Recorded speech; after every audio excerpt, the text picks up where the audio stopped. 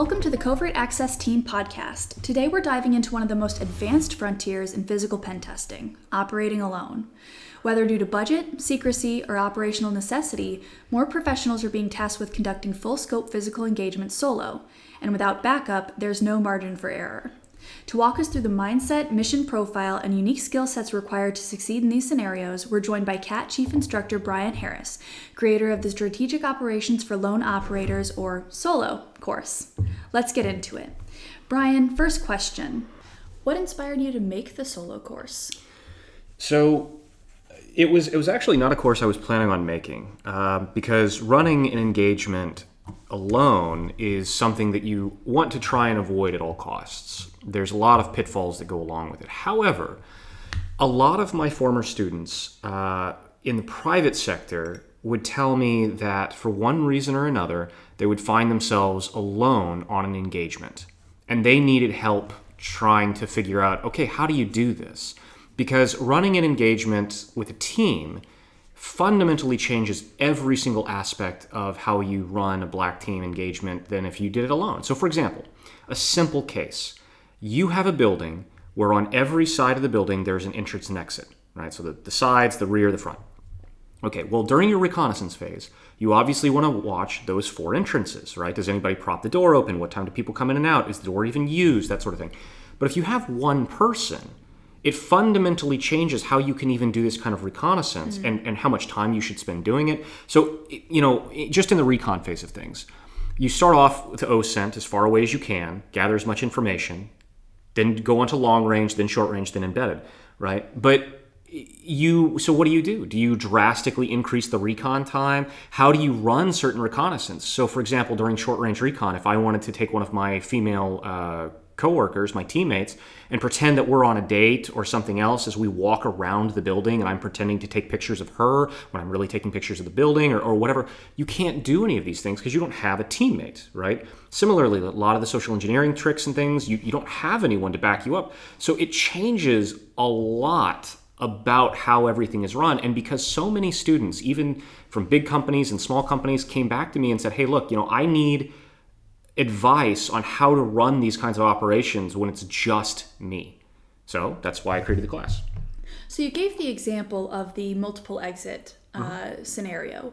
What other real world challenges do solo engagements present? Oh, like all of them, like all of the challenges. So for example, when you are trying to do various kinds of social engineering or distraction running or anything else, you might use what we refer to as a burner, right?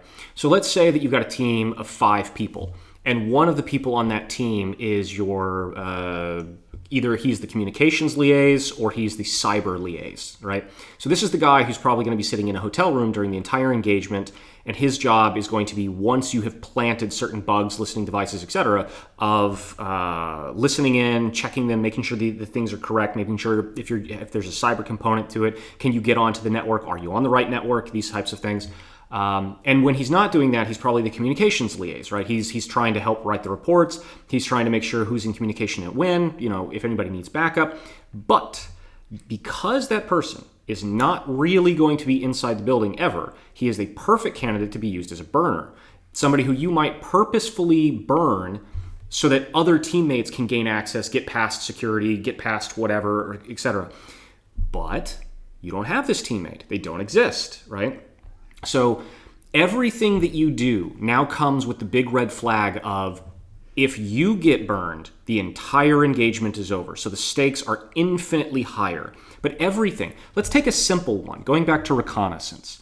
When you're running an engagement, ideally, you will show up before employees do. Let's say that's 7 a.m, because you want to know what time do the employees show up for work, who comes in, do they hold doors open?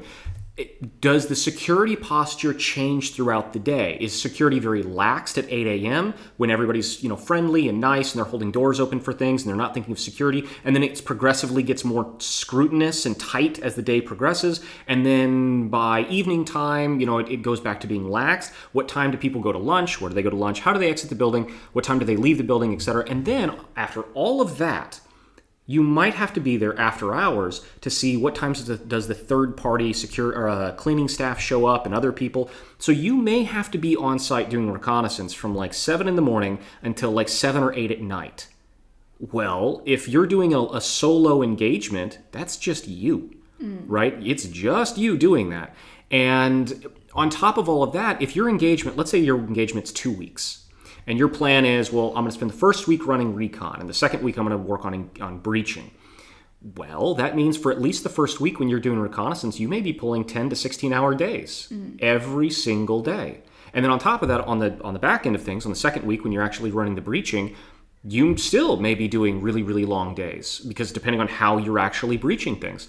So every aspect of the engagement fundamentally changes, and you have to rethink everything.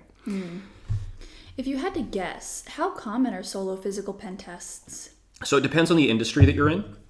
If you're in the public sector, there are a few black teams that I know in the public sector, and that is never. You're never running a solo engagement if you're in the public sector. If you are lucky enough and skilled enough to be on a black team in the public sector, you probably have anywhere from 6 to 12 people as your backups and your teammates at all times. So in the public sector, the probability is basically 0. And why is that? So the public sector they hire people for a specific job.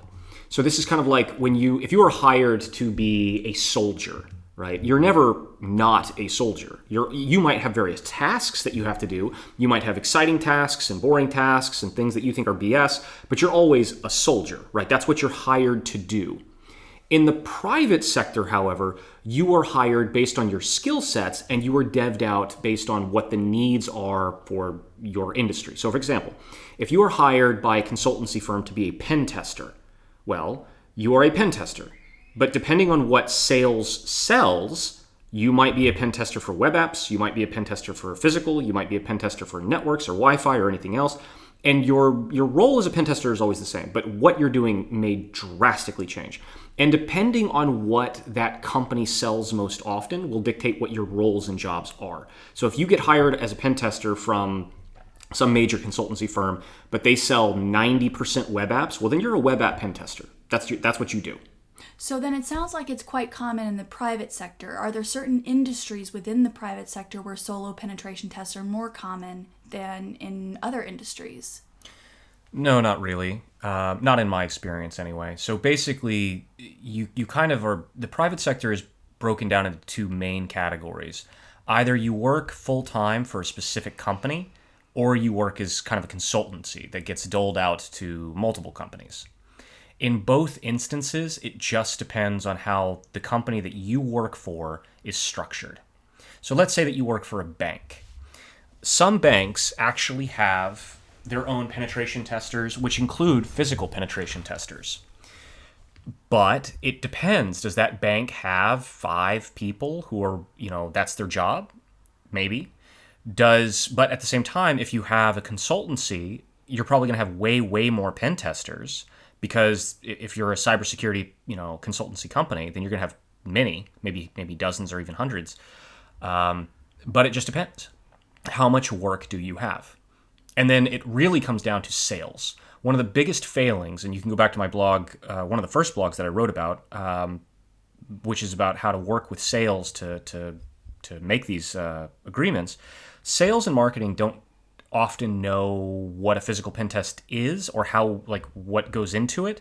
And so it is your job as somebody who is on a black team or wants to be to help educate them. Because otherwise, if you don't, you could find yourself in a situation where the sales team scopes a physical engagement for one person for 1 to 2 days because they don't really understand what it is. To them, maybe they think, well, you're going to walk in on Monday, you're going to try to tailgate, and then you're going to write about it on Tuesday. And they may genuinely think that's what a physical pen test is. And if you don't work with sales, that's going to come back to bite you.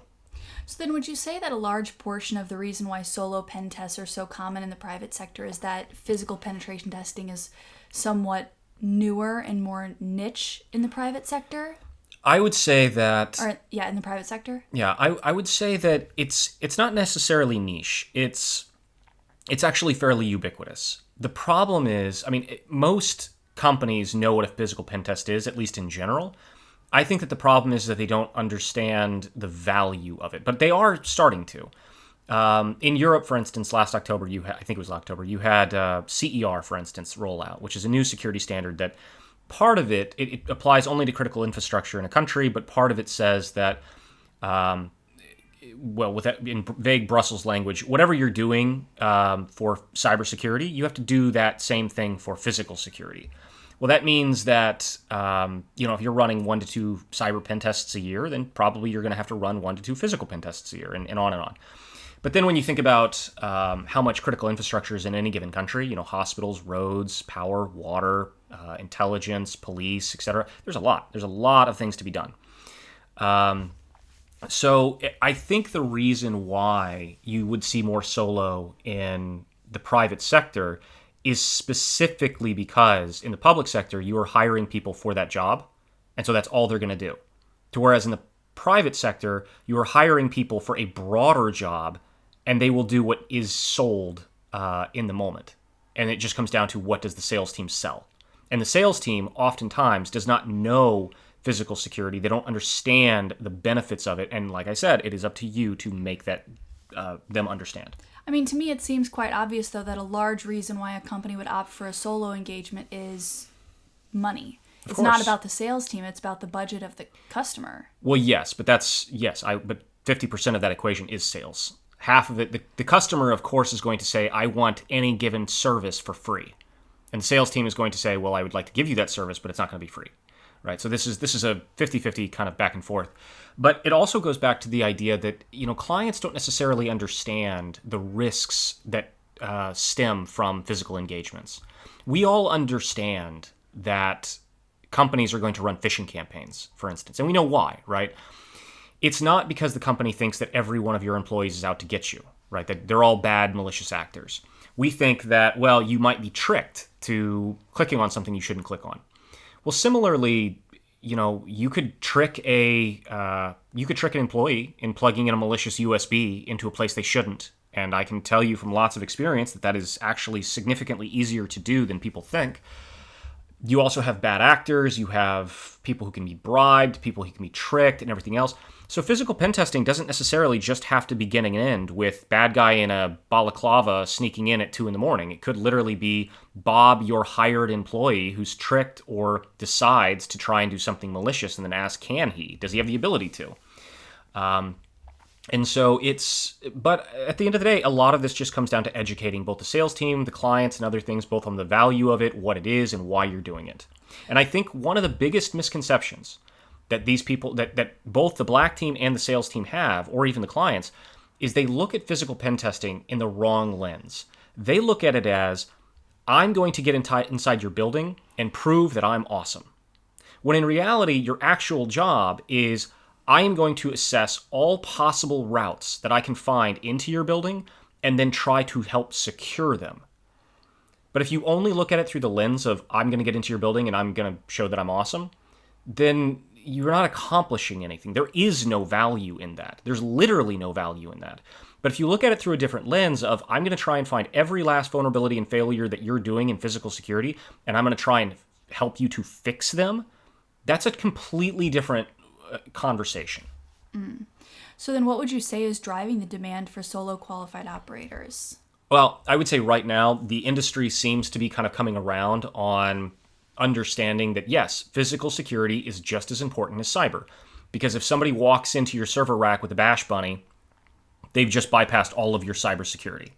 And if you spent, $1 million on all of your cybersecurity, including like the salaries of your SOC and everything else, but I can walk in because the back door is just left unlocked and the server rack's key is always in it, etc., and there's no cameras in there, and I can just plug a bash bunny in and walk out, well, then I just bypassed $1 million worth of security. So I think more and more people are understanding the value and the need for physical security, and as more people get into it, they help sales, they help their departments, they make this, it's becoming a growing industry, it seems. And then you have security standards, thank you. New security standards and regulations like CER that say you have to. So I think that these are all encouraging, but I think that as of right now, you are getting into like kind of an infantile area where more and more companies have their own black team people, but they don't have a team. Gotcha. They may have like one or two people with Right. the skills. Correct. Got it. So that seems to be what inspired you to create Solo. What are some of the core competencies Solo aims to build?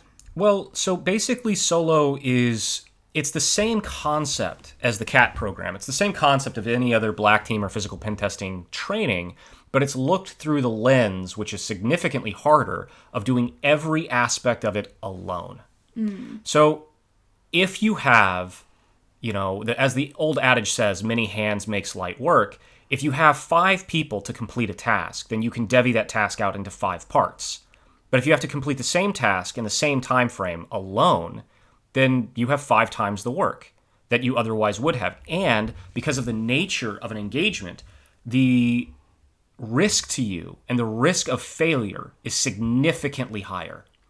Because if you have 5 people on an engagement and one of them gets burned, but they have a good escape clause and they can walk away without burning the entire team, okay, well, then you're down to 4 people, right?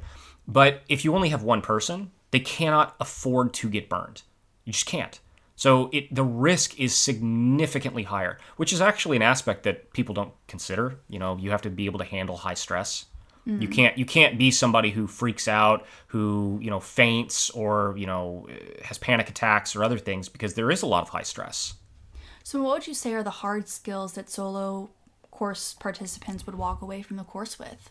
Oh, everything. I mean, everything that you would do in a physical pen testing type of an engagement, you have to be able to do all of those things, but you have to be able to do them with no backup. So let's take, everything from the various kinds of recon to being able to outsmart people in a more kind of advanced social engineering kind of way. So, for example, let's say that you want to go into the CEO's office. So you've breached the building, it's the middle of the day, you're on the VIP floor, and the VIPs are out to lunch.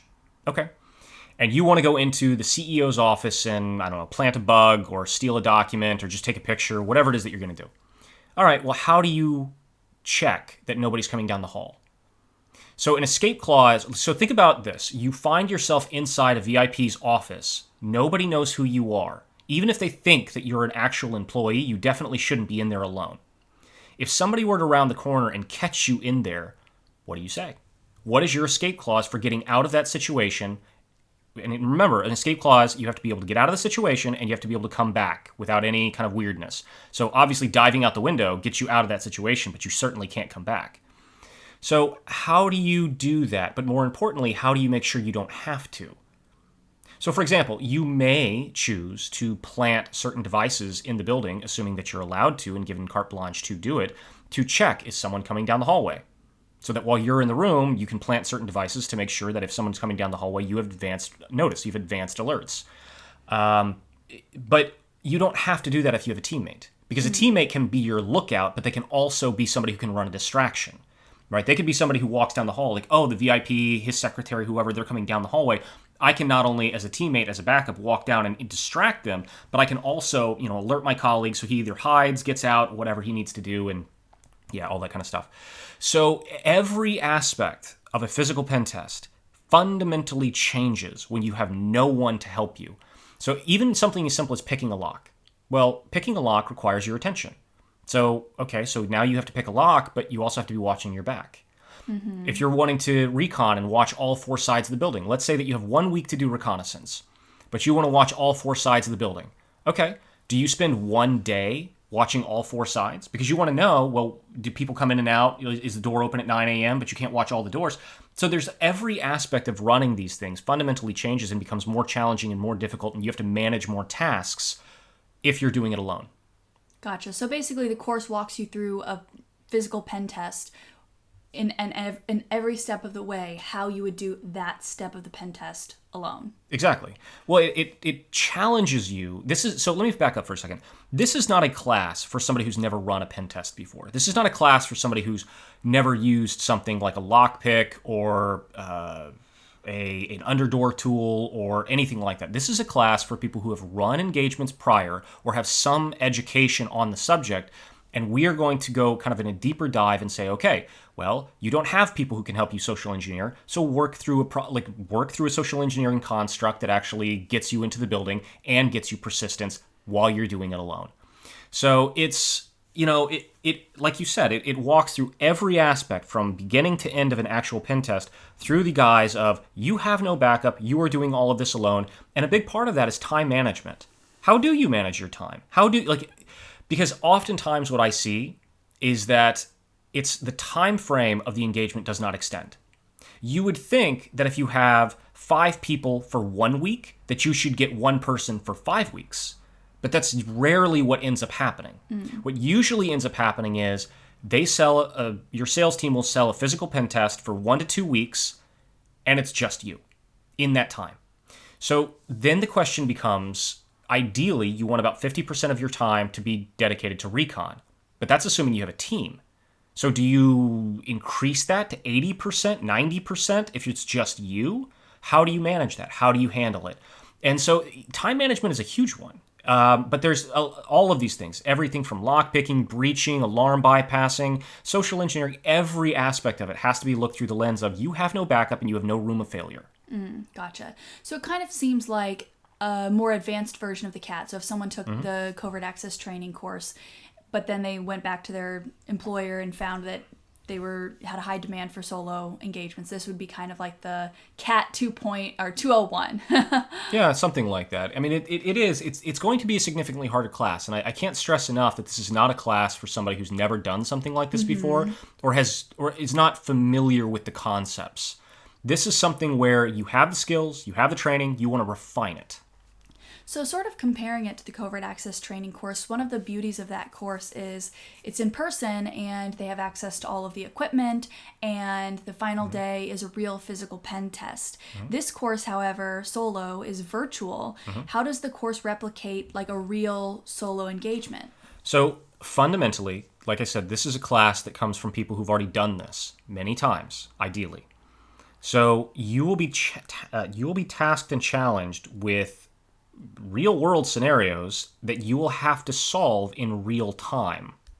So, as an example, you and your fellow students will be pitted against each other, playing both security and the pen tester to challenge you. You will be given locks, alarms, and bypasses on a timer. So, you don't have the backup who can watch your back as you're trying to disable an alarm. You don't have the backup who's going to be, watching your back when you're trying to do recon or elicitation or anything else. So you're going to have to do all these things, but it's going to be in a much higher stress environment than you otherwise would. And then you're going to have to defend your decisions. So it's specifically set up to challenge you in very, very real world situations. But again, from the lens of you have to think on your feet. Because at the end of the day, that's really what this comes down to is when you run, let me give you an example. When you run escape clauses, you might think, okay, if I get caught, if I get challenged, I'm going to try and tailgate into the building. And if I get caught, I'm going to say, well, Google Maps said that I'm in the right location, but now that I look, it's obviously not. I've got a job interview next door. Sorry, I thought this. Okay, fine. That's a fine escape clause. And it's fine for as you're going into the building. Right. So as you're going into the building, if the guy you're trying to tailgate turns around and says, "Hey, you got to badge in. Who are you?" You could say, "Oh, isn't this 5th Fake Street?" And he says, "No, this is 6th Fake Street." I'm like, "Oh, sorry, I need to be next door. I've got a job interview." Okay, fine. But what happens if you're in the building? What happens if the tailgating worked and you're inside the building and you're wandering around? I'm looking around for the person with whom I have the job interview and I can't find their office. Oh, they're in 6-5 Fake Street. Right, exactly. So your escape clause fundamentally has to change as you move through the building. But then what happens if you're now on the VIP floor and you're inside the CEO's office? Like, the thing is that as you move through the building, these things have to be dynamic. They have to be able to be changed. And you have to be able to think of these things on your feet. And chances are you will never be able to think of all of the possible escape clauses you will need in real, like, ahead of time. You'll have to be able to do it ad hoc. So a lot of these things are like that. You will be tasked with being simultaneously every single role of the team lead, the communications guy, the breacher, the mule, the burner. You will be all of them simultaneously, except maybe the burner. And you will have to make these decisions for yourself. It is, if you see an open door, do you go through it? If you see, a lock, do you know how to gain persistence? Can you gain persistence? It's a lot of these things will challenge you in a way that you probably haven't been challenged before, because if you're not the social engineer of your team, you're not going to typically do that. You're not going to be this person who social engineers somebody. One of the big things that you're going to run into with this class is you will be doing a lot of skill assessments. You'll be tasked with, here's a building, here's a real building. You're going to walk through it, and you're going to have to give me or give your class, how will you breach this and how will you gain persistence? And from that, you will learn, what are you good at? What are your defaults? What do you normally kind of go to? So if you have an option of scaling the side of the building in the middle of the night and bypassing the alarms, or walking in the front door and try and social engineer the secretary to give you an ID badge, which of those two things do you choose? What if those are your only options? Which of those two do you pick? And so a lot of this will come down to discovering what it is that you're good at, what it is that you're comfortable with, and then using those skills to drive you on how you actually do your breaching and persistence gaining.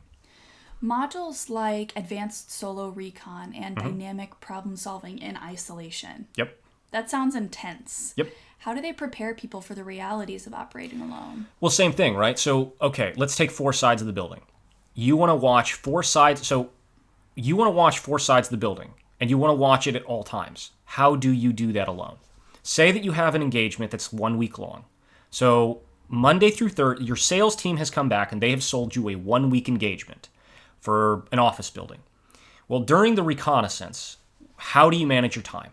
Do you spend all day Monday doing OSINT, all day Tuesday doing long range, all day Wednesday doing short range, and then Thursday you're going to simultaneously do embedded and breaching, and then Friday you're going to write the report? How do you do that? What do you do with that? Now suppose that you want to do short and long range simultaneously. How do you do that? How do you set up, okay, I want to watch through I want to sit in the hotel room with a telescope and a telephoto lens and watch the building. Great. So now you have one side of the building, one entrance. How long do you do that? How do you monitor the building and from what angles? How do you simultaneously do long range recon and short range recon? So it's a much more complicated thing than people think about when you start saying, how do I do it for real? And how do I do it when I'm on a time crunch? Gotcha. So you said that this course really is not for beginners. Nope. So then who would you say this course is ideally for? The ideal person this class is for is somebody who is either gone through rigorous training on the subject and ideally done at least 1 or 2 physical pen tests. Because gotcha. Then what you've... So the kind of the old boxing joke that everybody has a plan until they get hit. Well, everybody has a plan on how they would do a physical pen test until they've done it.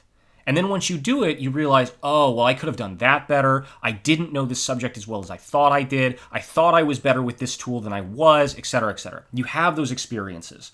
Then you can come back and figure out, okay, well, I'm weak in this area, I'm strong in this area, et cetera, and you can tailor how you do things. So ideally, this is somebody who knows quite a bit about physical pen testing, and they've at least done 1 or 2. That's who this ideally would be for. Gotcha. And I'd love to talk a little bit about the benefits of the solo course, what students are going to take away with them after taking this course. Can you talk about how solo improves performance in the field? Well, sure. So if you can run an engagement alone, if you are comfortable running an engagement alone, you will sell way, way, way more engagements. Now, it's not fair to you as the pen tester because solo engagements are not what you want to be doing. But they are oftentimes what sales teams will be able to sell.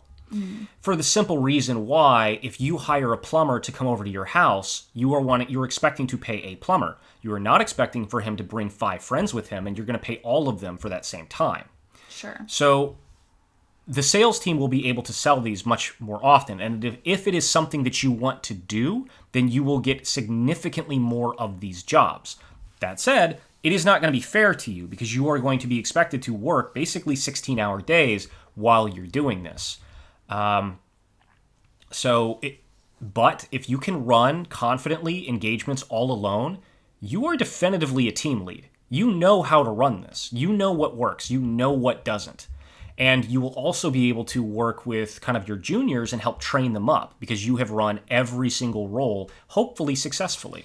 Actually, that's a really good point, is if you are the only person who has any experience at your company, and you are able to run a solo engagement, then if you bring in the junior, you're not relying on them. Correct. Because you already know how to run it alone. So it makes it more of a training opportunity for them than like Correct. a high pressure scenario where you are expecting them to contribute Correct. as they're learning. Yes, that's exactly right.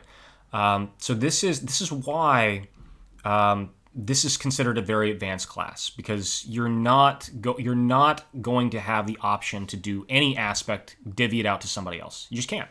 You have to do everything alone.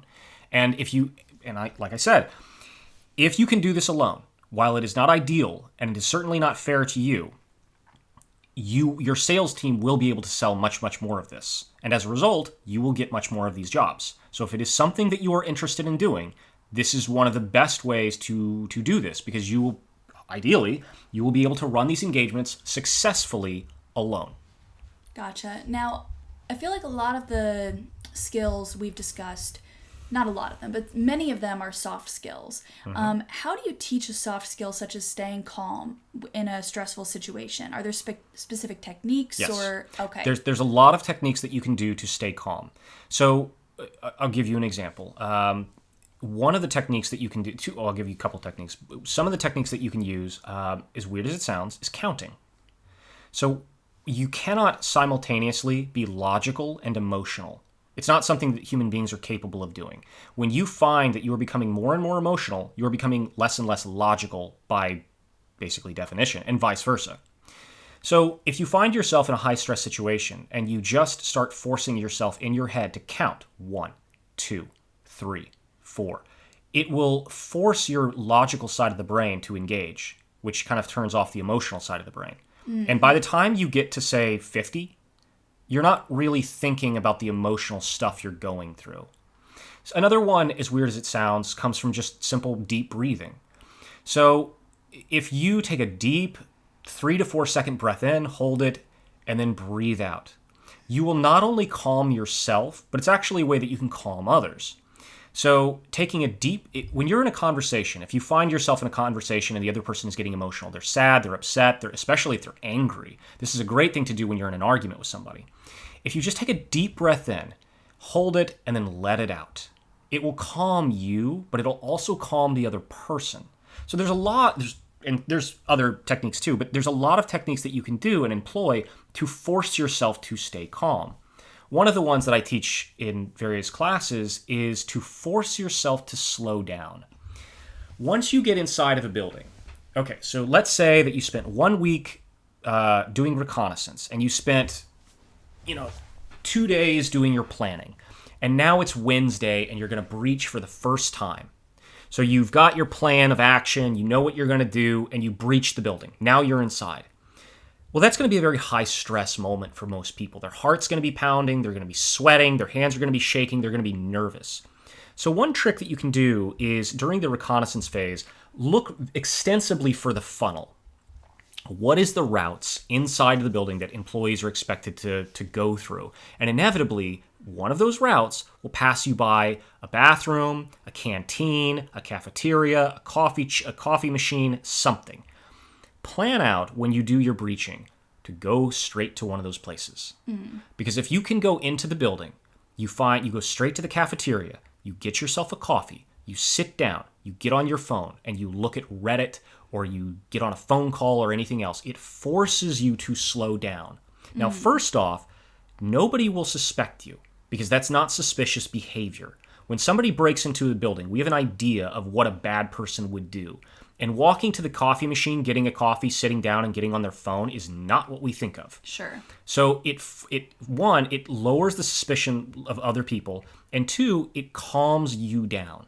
So things like this are all, things that you can do to lower stress. Another one, for example, some people sweat when they're nervous. So if you are a type of person who sweats when they're nervous, paradoxically, knowing if you sweat, you'll have, sweat stains on your clothes, in and of itself makes you nervous, and therefore you sweat, right? It's kind of like self-fulfilling prophecy. So one thing that I tell people when they're doing a self-assessment and say, like, look, what happens to your body when you get really nervous? Some people have panic attacks. Some people sweat. Does your neck and face get red? Right. If you sweat, bring an extra shirt. because that will actually weirdly calm you down because you have a backup plan, right? If I do sweat, if I do get nervous, I go into the bathroom, I change my shirt, and I'm fine. I have a backup, right? But if you don't have that backup, you're sitting there in the back of your mind going, can't get nervous, can't get nervous, can't get nervous, can't get nervous. Because if you do, you'll sweat, and if you sweat, people will notice. But if you have a backup plan, then you aren't nervous. So little things like this, that just planning. Sure. And I think one of the big reasons why solo engagements are so difficult that I'm getting from you is that you have no backup. There's no chance for failure. You have to make it work. So given that reality, how does the course address like contingency planning for when you do get maybe not burned, but singed? Right. So the escape clause is the one thing that is mandatory for every black team, whether you're on a team or solo. Every other skill is optional. Now, I know that sounds weird because when you think about it, you're thinking, well, lockpicking is a necessity. It's like, no, it's not. It's really not. It's a nicety. Building scaling is a necessity. No, it's not. It's a nicety. If you can pick a lock, if you can scale a building, if you can social engineer, all of these things are niceties. They're great to have. They add to your skill set, but they are not required. You do not have to be a Dan Osmond who can, solo El Cap, or anything like in seconds. You can be good or even poor at a series of skills, but the one thing you have to do perfectly is the escape clause. You have to be very, very good at getting out of a situation. So then I know that this, along with all of your courses, ends with a certification. So can you talk a little bit about what that certification means for a person's career? Right. Well, before I do that, I want to go back a step and I just want to talk about the escape clause. Because the escape clause is kind of like an extra life in a video game. The better you are at escape clauses, the more chances and lives you have. So if you are 100% perfect at the escape clauses, you have infinite tries. If you can talk your way out of any bad situation that you find yourself in, hey, it's 2 a.m. and you set off all the alarms and you're in the server room and nobody knows why you're here or who you are. If you can confidently talk yourself out of that situation, then there's no chance of you ever getting burned, right?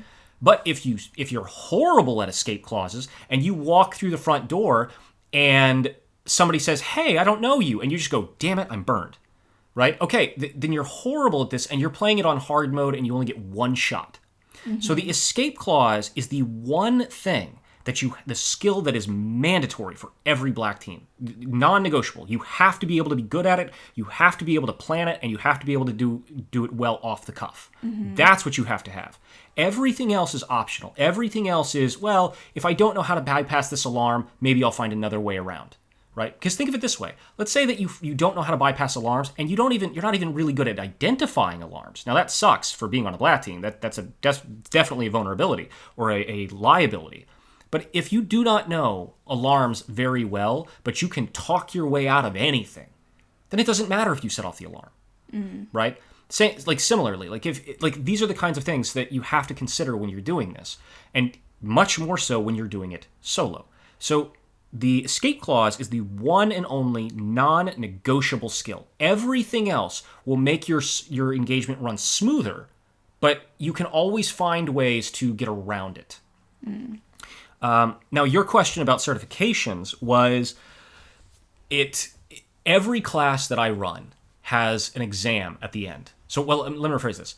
Every class that I run has challenges, kind of like tests throughout the course, and then there's one final exam. This class is no different, and this one is, I would say, challenging. If you get certified in this, it will be proof that you not only know how to do this, but you have proven yourself to be competent in running an engagement alone. I do not certify people in classes if I don't think they actually have proven themselves with the skill sets. So if you are able to get certified in any of these classes, it is a sign that you are comprehensive at this skill. Now, that said, like all skills, they have to be practiced. If you spend a week practicing the piano, and at the end of that week, you're pretty good. You know Moonlight Sonata, you know various melodies, you can do these things. But then you don't practice for 6 months, you probably won't remember any of it, right? All of these skills, you have to demonstrate proficiency, but then it is expected that you will continue to practice, you will continue to improve, you will continue to work on your skills and hone them. And that's one thing that I can't do with the certification, but I can say on this time, at this date, you were proficient at this skill. Gotcha. So then, looking ahead at the future of, solo operations, do you expect them to become more common as we move forward, or less common as more people see the value of physical pen tests? Both. So the sales team will love you, and the clients will love you if you have the capability of running a solo.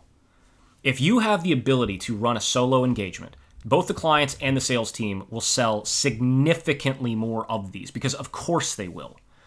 But as physical pen testing becomes more ubiquitous with pen testing, as it seems to be, you will also run more team-based engagements. So it is both. You will probably run more solo engagements, but you will also typically run more team-based engagements. Gotcha. And then do you have any plans for the solo course to evolve over time? All of the courses evolve over time. I always ask feedback from students. What did you like? What did you didn't? Or what did you not like?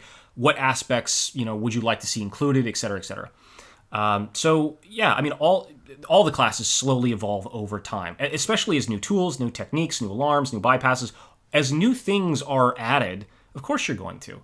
So for example, if as AI continues to increase, it may be the case within the near future that you could use AI to make a phone call, like an actual full start to finish phone call, and be your social engineer. Could be. And if that happens, this class will have to be adjusted. Sure. So there will be alarms and cameras, or there's now security cameras that can actually detect people's faces. There's now AI that can read lips just from a video. As these types of technologies increase, the classes will have to adjust for those technologies. Because of course they will. Drones are another one, right? So, drone technology is you can fly a drone, up so I'll combine these things.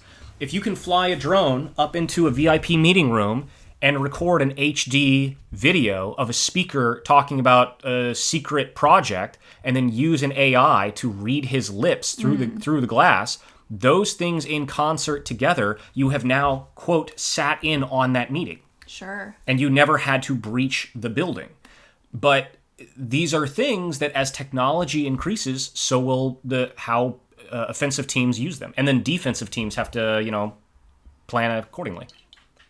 Gotcha. So then do you have any advice for someone considering this course? How do they know if solo aligns with their path and their goals? So fundamentally, especially if you are going to be on a new team, the probability that you will be doing a black team engagement alone or maybe with one other person is high. So when you're working for your own company or as a consultant, especially towards the beginning, there is a very high chance that you will be asked to do these types of engagements either completely alone or maybe with one other person.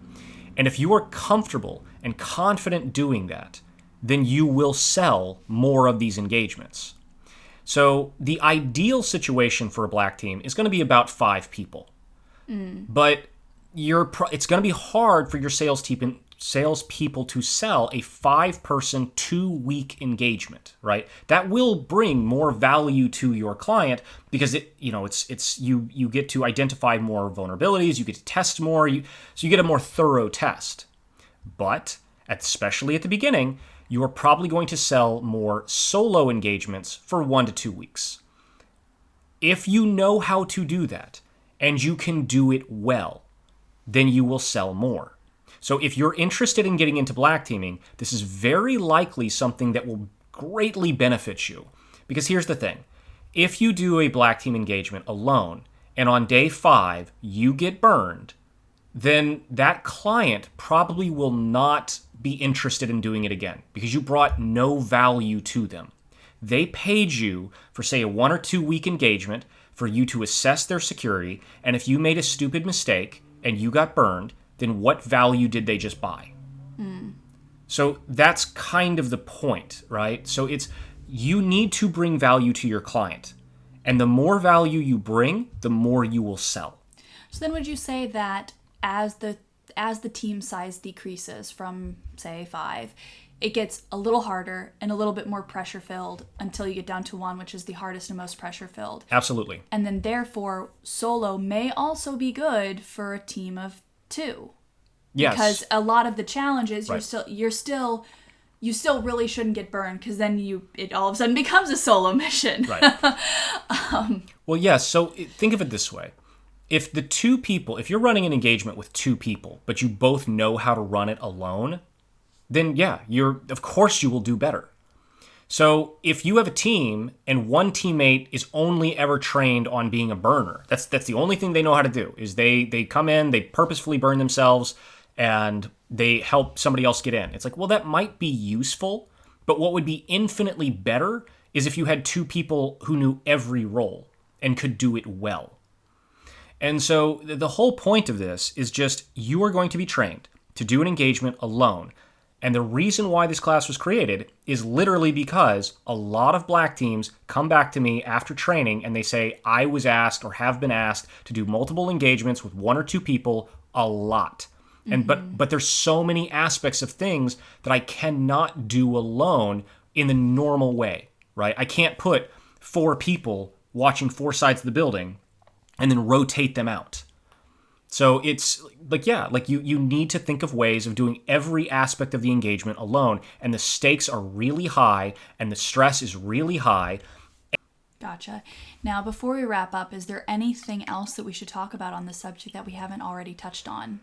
Well, I think that the big one here is this, is that doing any task where you downsize from a team to doing it alone is significantly more challenging. Because everything from programming to building a house to whatever the task may be, you suddenly have to be able to do everything, all tasks, just you. And I don't think that a lot of people really think about how every little minutia of the test changes when you don't have backup. Even little things. Let's say that you have decided, or you've discovered a key box sitting outside the building, and you want to go try to decode that in the middle of the night. Okay, well, you don't have anyone to watch your back. So what happens if somebody wanders about and sees you? Mm-hmm. What happened? Like every little thing, from somebody watching your back to somebody being a burner to somebody, being able to call and be in social engineer somebody. You have no help. You have no backup. Your time management, your skill sets, what you're good at, what you're not. Like here's a great one, or maybe one. I don't know if it's great. Let's suppose for a minute that you see that there's a fire escape leading up to the side of a building. And at the top of the fire escape is a rear door that, through reconnaissance, is not alarmed. But in order to get onto that fire escape, you have to be able to climb up the side of the building 1 or 2 floors. So this is an instance where if you happen to have 2 skills, building scaling and basic lockpicking, you've found a route into the building. But what if you can't do them?